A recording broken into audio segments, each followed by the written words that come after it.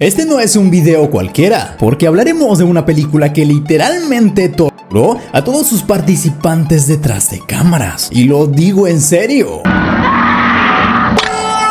La masacre de Texas. La historia del género de terror está llena de inquietantes historias detrás de escena, como sets incendiados, accidentes extraños e informes de actividad paranormal. La mayoría de estas historias se originan en los sets de películas de terror sobrenatural que involucran fantasmas o posesiones demoníacas, pero una película de terror icónica basada en hechos reales también tuvo uno de los rodajes más espantosos, y esto se demuestra con solo decirte que usaron dos cadáveres humanos reales en el set. ¡Están locos! Filmada en una locación rural de Texas desde el 15 de julio de 1973 durante casi 6 semanas, con menos de $140,000, terminó recaudando más de 30 millones de verdes. Una barbaridad, pero ¿saben qué es lo más triste? Que de esos 30, sus actores no recibieron casi un centavo. Debido al poco presupuesto, habían cedido sus sueldos por participaciones en la película, pero la mitad de los derechos pertenecía a la productora, así que sus partes fueron mínimas. Suceden cosas de las que nadie habla.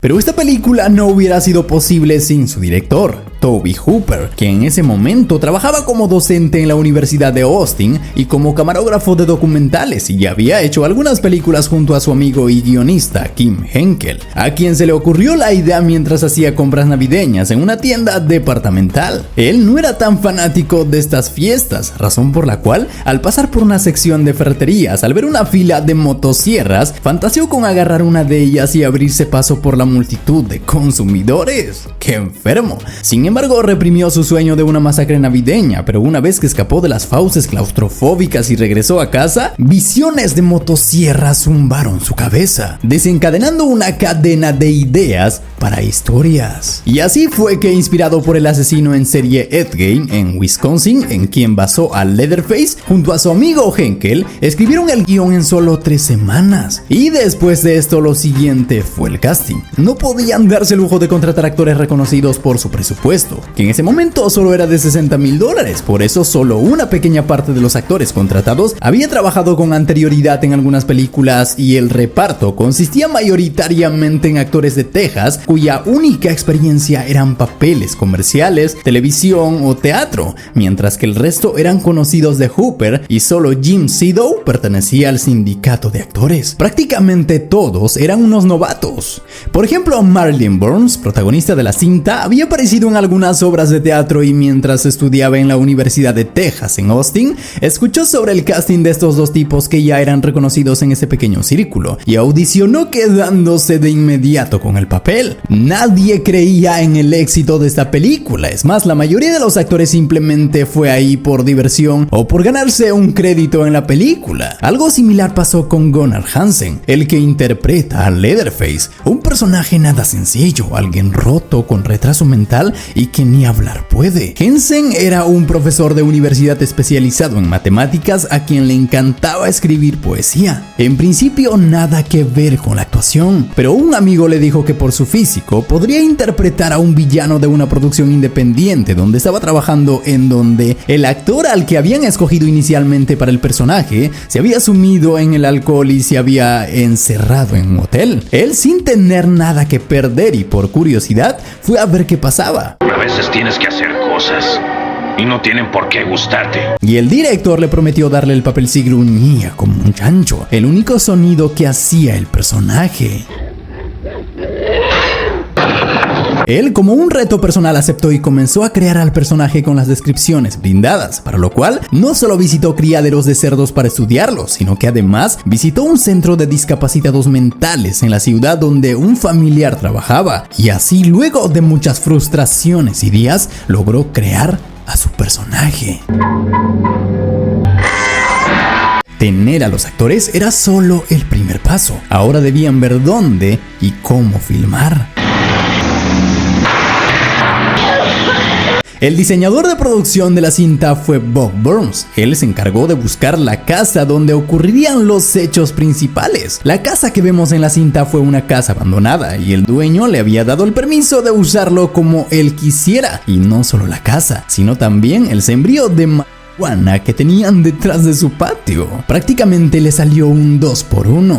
Esta casa normal, antigua y hermosa tuvo que ser transformada en un infierno absoluto para retratar la forma en la que vivían estos monstruos. Para poder conseguir la ambientación, el equipo de Burns recorrió todas las granjas del lugar y sus alrededores, recolectando esqueletos de animales desvividos que botaban por ahí. Pero no solo necesitaban huesos normales, sino exóticos, y estos no se encontraban en ningún lugar, por lo que tuvieron que recurrir a un veterinario que tenía acceso a un cementerio de huesos de distintos animales. Estos huesos no solo fueron puestos en los cuartos y cocina después de ser limpiados y pintados, claro que no, estos sirvieron para crear muebles de diferentes formas y tamaños que eran funcionales. Estos muebles fueron complementados con pieles de distintos animales y algunos eran frescos, pieles frescos que sirvieron para tapar ventanas y más cosas. Además, habían cadáveres de animales reales y carne podrida para recrear el infame matadero, lo que más tarde les haría arrepentirse de su decisión, ya que el olor por descomposición se salió de control. Pero no conforme con eso, el director, queriendo más realismo, decide que tiene que conseguir 2 cadáveres humanos completos y algunas otras extremidades. En principio la idea era que fueran de plástico, pero al consultar se dio cuenta de que comprar esqueletos reales le salía más barato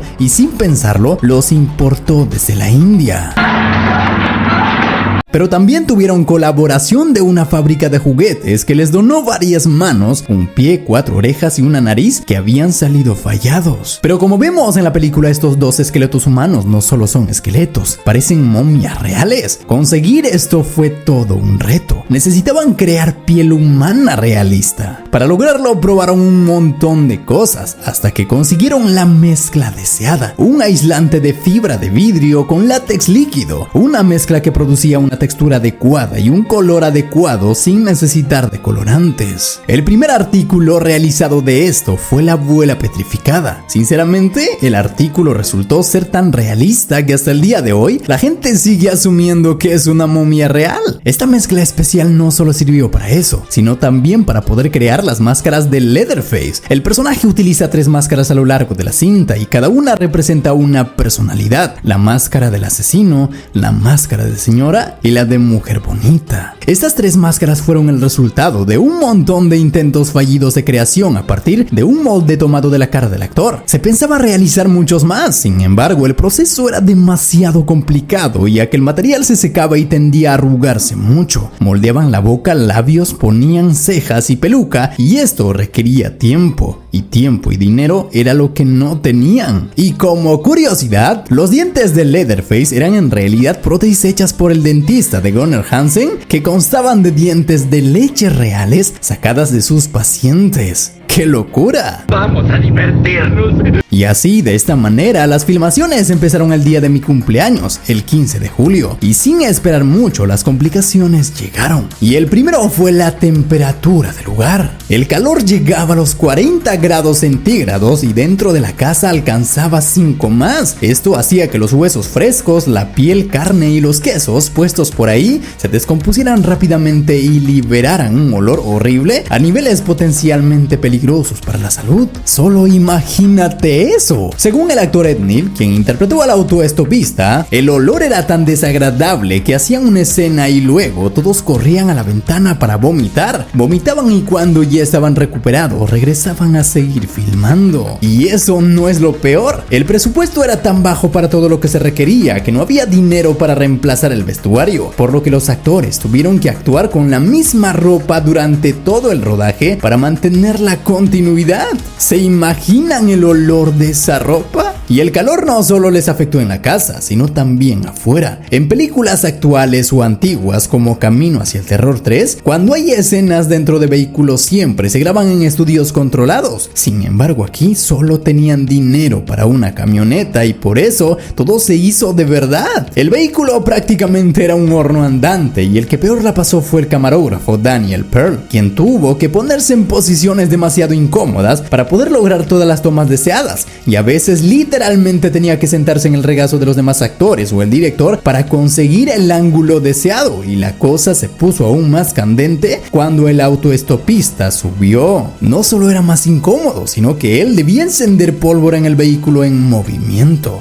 Y adivinen qué, la primera vez la explosión fue tan brutal que apagó al carro e hizo que todos salieran volando. Pero lejos de rendirse lo intentaron nuevamente con menos pólvora y así consiguieron lo que vemos. No te apresures, no vamos a ninguna parte. La miseria en el set de rodaje en la masacre de Texas no se limitó solo al calor y el hedor insoportable dentro de la casa, sino también a las lesiones sufridas por varios miembros del reparto y del equipo técnico. Varios miembros del reparto resultaron heridos durante el rodaje y uno de ellos fue Hansen, quien al no tener una visión periférica con la máscara de Leatherface, casi fue alcanzado por la motosierra titular cuando sus botas resbalaron mientras corría, haciendo que la motosierra volara de sus manos y aterrizara a pocos centímetros de él. Y no solo eso, además debido a que tuvo que usar tacones de 7.5 centímetros para parecer más alto que el resto del elenco, se golpeó un montón de veces en las puertas de la casa. Y no solo él sufrió, el actor que hace al abuelo, John Dugan, se paraba desmayando a cada rato porque el maquillaje que tenía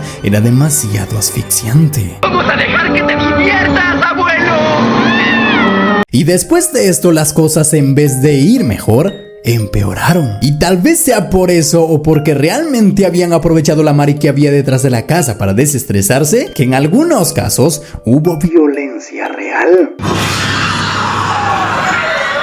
Por ejemplo, en la primera desvivida, el golpe que le da Leatherface a este tipo no fue actuado. El golpe seco fue real y la caída también, y a pesar de que el martillo o convito haya sido de goma, este sí lastimaba de verdad, y el portazo final y violento también fue improvisado. Y después llega la segunda desvivida, la de Pam, quien entra al lugar en busca de Kirk, pero Leatherface la ataca y la cuelga en un gancho de carne y lo obliga a ver cómo destaza a Kirk. Algo bastante turbio. El efecto del gancho tuvo sus retos debido a que la actriz llevaba muy poca ropa. No había dónde esconder los arneses. Por eso, para poder lograr la ilusión, Terry McMinn fue sujetada con una cuerda de nylon entre las piernas. Tenía las piernas acolchonadas con compresas, pero aún así seguía sintiendo dolor. Sin embargo, aprovechó ese dolor para hacer que su actuación fuera más creíble. Y después de esto, el enmascarado lastima a Kirk con la motosierra. No vemos nada gráfico, sin embargo la motosierra se acerca demasiado al actor. Cualquiera pensaría que fue falso, pero no, fue real. En el set tenían dos motosierras, una real y afilada y la otra con las puntas limadas. Pero como es un primer plano, el director obligó a los actores a realizar la escena con la real. Imagina esa locura. Les dije antes que el actor no podía ver bien con la máscara, ¿verdad? Literalmente podía pasar lo peor, pero al final no pasó y la toma quedó genial. Y después de esto, los demás personajes comienzan a preocuparse, por lo que Jerry acude en su búsqueda. Cuando entra en la casa, encuentra a Pam dentro de una cámara frigorífica apenas viva, pero es eliminado por Leatherface de un golpe en su cosa para pensar. Al anochecer, Sally y Franklin deciden ir en busca del resto, pero de la nada aparece el guapo y elimina a Franklin, y Sally corre por su vida en una secuencia brutal y llena de adrenalina. Esta secuencia, como las otras, tuvo sus retos. Y el primero fue que el dolly, el riel que usan para mover la cámara suavemente, solo medía 18 metros y la película nos vende la idea de que corren por mucha más distancia. Para poder solucionar esto, grabaron desde distintos ángulos y encuadres, y en edición montaron la escena de tal manera que nos hiciera creer la distancia larga, a pesar de que solo estaban dando vueltas en el mismo lugar. Nada es lo que parece. Es la magia del cine. Pero a pesar de que la distancia no era demasiada, la oscuridad hacía que la actuación fuera complicada. Los palos lastimaban la cara, había maleza y las botas hacían que el actor se cayera repetidamente. Y después de esto, buscando ayuda, ella llega a la casa de la familia caníbal y al escapar salta por la ventana. Aquí la actriz no fue capaz de hacer su truco, por lo que la acrobacia fue realizado por una doble. Pero irónicamente la actriz se lastimó filmando solo el aterrizaje.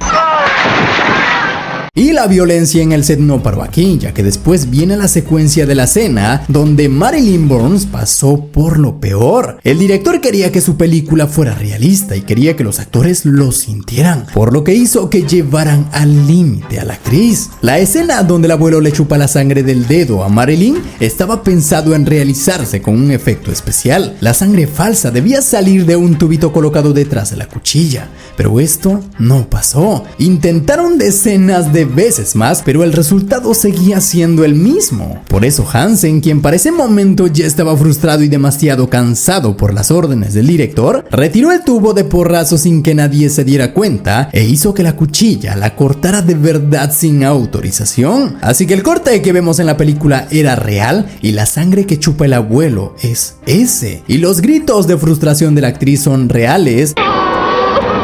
Y sumado a eso el calor, el olor y el cansancio de estar amarrada durante horas hizo que perdiera el contacto con la realidad y en un momento llegó a pensar que se iría con San Pedrito de verdad. Quedó traumada, literalmente esto fue una tortura.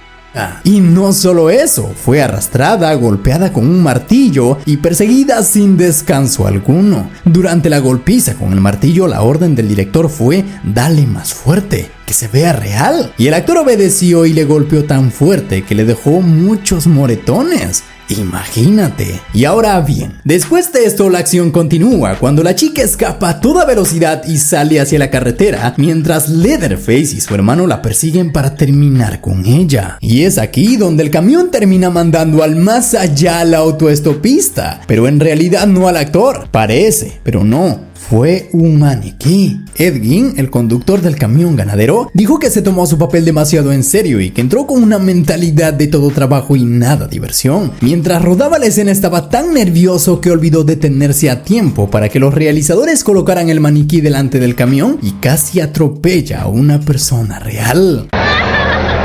Y después el conductor baja para salvar a Sally, pero Leatherface los persigue con una motosierra. El conductor golpea a Leatherface en la cabeza con una llave, haciendo que el macabroso caiga al suelo y se produzca un corte en su pierna. Un efecto bastante realista. Esto obviamente fue un truco visual, sin embargo se hizo con una motosierra verdadera. Para filmar con éxito la escena, Gunnar Hansen se puso una placa de metal sobre la pierna que lo envolvía, y luego encima pusieron una carne real con una bolsa de sangre que fue tapada con su ropa, y la escena al ejecutarse salió bien.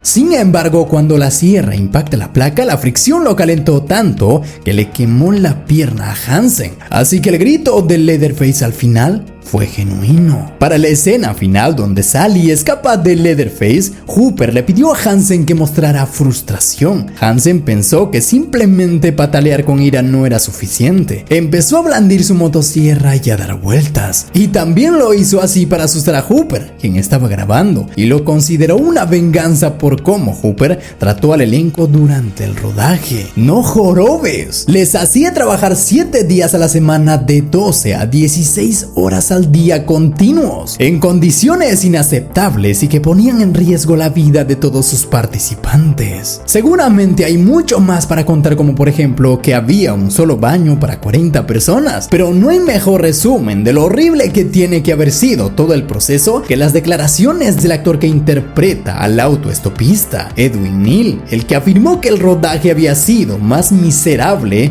que su experiencia en la guerra de Vietnam. Suena horrible, no podemos hablar de otra cosa. Pero estas condiciones adversas no fueron impedimento para que la película se completara. No había ningún veterano en la cinta, todos tenían menos de 30 y creían en la obra que estaban construyendo. Sin embargo, nadie esperaba que saliera de Texas. Sin embargo, para su sorpresa, tras su estreno el 1 de octubre de 1974, fue todo un éxito. ¡Son 30 millones! El loco de la motosierra es una obra clave para entender la evolución de la historia del cine de terror occidental. Un inigualable Tobe Hooper, con la ayuda de su co-guionista Kim Henkel, dio forma a su obra maestra. Su su mejor trabajo. Una cinta de culto imperfecta, cruda, lacerante, cruel, insana, que nos mostró que el verdadero horror no está en el castillo de Transilvania, en un cementerio o una sesión de espiritismo. Está entre nosotros,